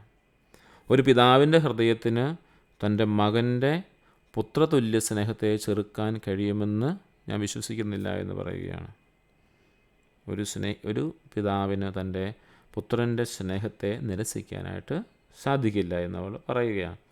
അവൻ്റെ നിഷ്കളങ്കതയും സ്നേഹവും അവൻ അറിയുന്നു. തൻ്റെ മകൻ്റെ നിഷ്കളങ്കതയും സ്നേഹവും അവന് പിതാവ് അറിയുന്നു. എന്നിരുന്നാലും തൻ്റെ മകൻ തെറ്റുകൾ വീണ്ടും വീണ്ടും ആവർത്തിക്കുമെന്ന് അവൻ മനസ്സിലാക്കുന്നുമുണ്ട്. എന്നാൽ തൻ്റെ മകൻ എപ്പോഴും തൻ്റെ ഹൃദയത്തെ തൊടുകയാണെങ്കിൽ, തൻ്റെ ഹൃദയത്തോട് ചേർന്നിരിക്കാൻ ആഗ്രഹിക്കുകയാണെങ്കിൽ, അവനെപ്പോഴും തൻ്റെ മകനോട് ക്ഷമിക്കാനും തയ്യാറാകുന്ന ഒരപ്പനെക്കുറിച്ചാണ്, ഒരു രക്ഷിതാവിനെക്കുറിച്ചാണ് വിശുദ്ധ തെരേസ ഇവിടെ പറയുക. ഒരു രക്ഷിതാവ് കാണിക്കുന്ന സ്നേഹമായിട്ട് കരുതുന്നുവെന്നും തൻ്റെ മകൻ അപ്പനോട് കാണിക്കുന്ന ആ സ്നേഹത്തെ ഒരു പിതാവിന് ചെറുത്ത് മാറ്റാനായിട്ട് കണ്ടില്ല എന്നടിക്കാൻ പറ്റില്ല എന്ന് പറയുന്നുണ്ട്.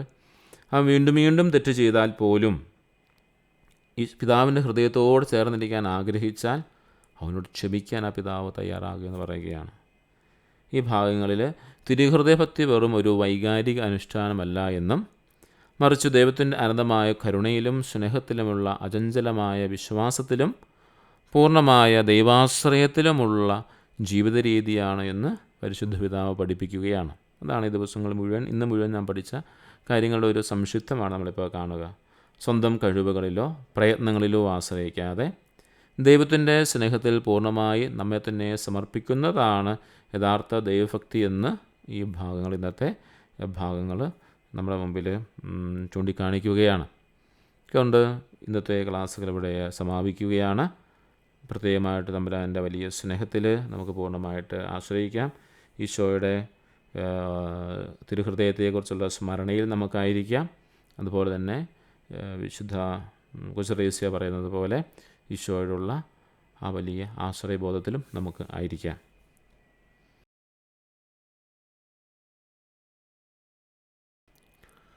ഇന്നത്തെ ക്ലാസ് ഇവിടെ സമാപിക്കുന്നു.